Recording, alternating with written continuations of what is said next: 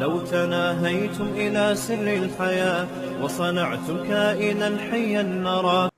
شریعت کا حکم ہے کہ کھانا سامنے آ جائے نا، بھوک لگ رہی ہے اور کھانا ہی سامنے آ گیا تو آپ جماعت چھوڑ سکتے ہیں، کھانا کھا لیں آپ. اس کا معمول بنانا جائز نہیں ہے.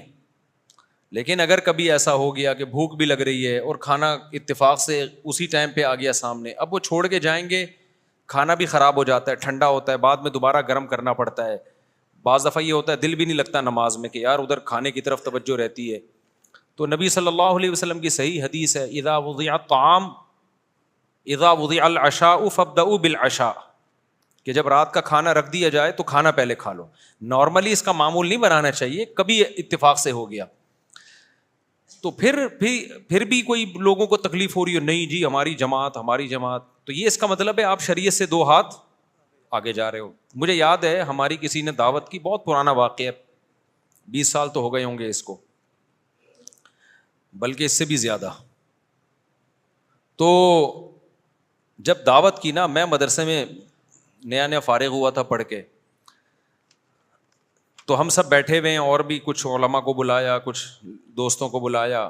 بریانی تیار ہو رہی ہے نا، ہم بیٹھے ہوئے ہیں، ان کا پتہ نہیں عقیقہ تھا، ولیمہ تھا، کہ اب تو کھا کے یاد نہیں رہتا کیوں بلایا تھا، کس سلسلے میں، کھانا یاد رہ جاتا ہے. اب ہم جب بیٹھے ہوئے ہیں تو اتفاق سے کھانا پکنے میں گھر کی خواتین کھانا پکا رہی تھیں، دیر ہو گئی.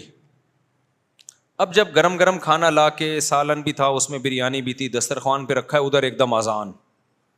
اب مجھے پتا ہے کہ یار ایسے موقع پہ آپ کھانا چھوڑ کے چلے جاؤ نا، گھر کی خواتین کو بہت تکلیف ہوتی ہے، کیونکہ مسجد بھی تھوڑا سا دور تھی، کم از کم 10 منٹ تو لگتے پہنچنے میں، پھر وہاں فرض پڑھتے، پھر 2 سنت مؤکدہ پڑھ کے واپس آتے 10 منٹ اور، تو کم از کم آدھا گھنٹہ تو گیا.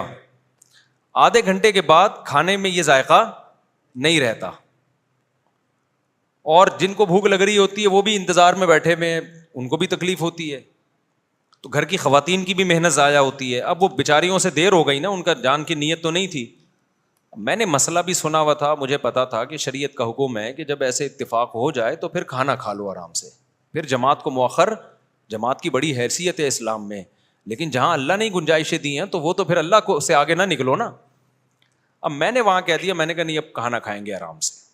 اچھا اس میں بھی بعض لوگ یہ کر رہے ہوتے ہیں، جماعت نکل رہی ہے جلدی لکھاؤ جلدی لکھاؤ، یہ غلط ہے، پھر یہ بھی غلط ہے.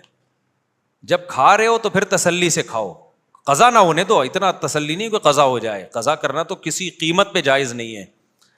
لیکن اب شروع کر دیا تو گھڑی دیکھنا، یہ بھی میزبان کے لیے یہ عمل بھی تکلیف دہ ہوتا ہے. یار ہم تو 1 مہینے سے دعوت کا کہہ رہے تھے، اب جب غلطی ہو گئی ہم سے، دیر ہو گئی ہم سے، یار اب آپ یا تو کھا لو یا چھوڑ کے چلے جاؤ، نہ ادھر کے نہ ادھر کے.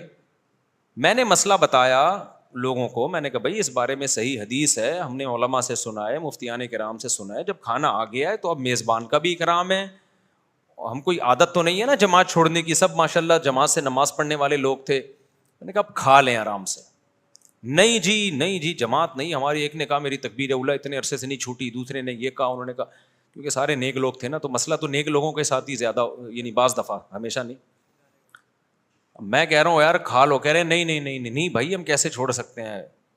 تو مجھے لگا کہ اپنا مزاج جو ہے نا، مزاج اور ریکارڈ بنانا کہ ہم جماعت نہیں چھوڑتے، یہ ریکارڈ کی زیادہ ویلیو ہے، شریعت دوسری طرف ہے. تو یہ غلط ہے. سمجھتے ہو کہ نہیں سمجھتے ہو؟ ایسے موقع پہ بھائی میزبان کا دل رکھنا زیادہ بہتر ہے. لیکن کبھی کبھار ہی ہو، ایسے پوستی بن کے روزانہ کھانا ہی اس ٹائم پہ پکوا رہے ہو تو غلط ہے. عبداللہ بن عمر رضی اللہ تعالیٰ عنہ بہت نیک بزرگ صحابی تھے. ان کے بارے میں ہوتا ہے کہ ادھر اقامت ہو رہی ہوتی تھی اور بعض دفعہ گھر میں کھانا پکنے میں دیر ہو گئی اور کھانا سامنے لا کے رکھا تو بھوک بھی سخت لگی ہوتی تھی، تو اقامت ہو رہی ہوتی تھی اور آپ کھانا کھا رہے ہوتے تھے. لیکن اس کا معمول نہ بنائیں. اور اگر ایسی پرابلم نہیں ہے، بہت زیادہ بھوک نہیں ہے اور کھانے کا خراب ہونے کا بھی خطرہ نہیں ہے، تو پھر نماز ہی پہلے پڑھیں آ کے. صحابہ میں تو کھاتے بھی 2 ٹائم تھے نا، شدید بھوک لگ رہی ہوتی تھی. تو خلاصہ یہی ہے کہ شریعت سے آگے نکلنے کی کوشش نہ کریں. جہاں اللہ میاں نے جو کہہ دیا اس کو اسی طرح کر لیا.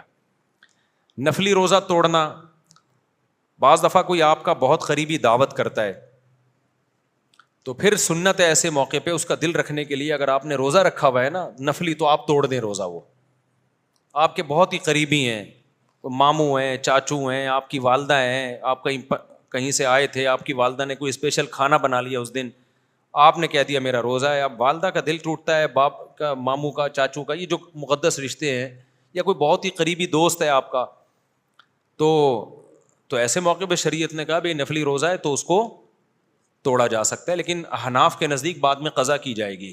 دیگر ائمہ کے نزدیک قضا نہیں ہے، لیکن احناف کے نزدیک بعد میں قضا ہے، کیونکہ امام حنیفہ کہتے ہیں یہ بھی نظر یہ فعلی ہے. منت جیسے زبان سے مانی جاتی ہے تو عمل سے بھی ہوتی ہے. تو جب کوئی عمل جب تک شروع نہیں کیا وہ لازم نہیں ہوتا، لیکن جب شروع کر دیا تو اس کو کمپلیٹ کرنا لازم ہے. تو یہاں آپ نے توڑا ہے شریعت کی وجہ سے، لیکن کمپلیٹ کرنا پڑے گا، کیونکہ لا تبطلوا اعمالکم، قرآن کہتا ہے اپنے عمل کو ضائع مت کرو. تو یہ بعد میں قضا کر لیں اس طرح. سمجھتے ہو کہ نہیں سمجھتے ہو؟ ہوا و حرص والا دل بدل دے، میرا غفلت میں ڈوبا دل بدل دے.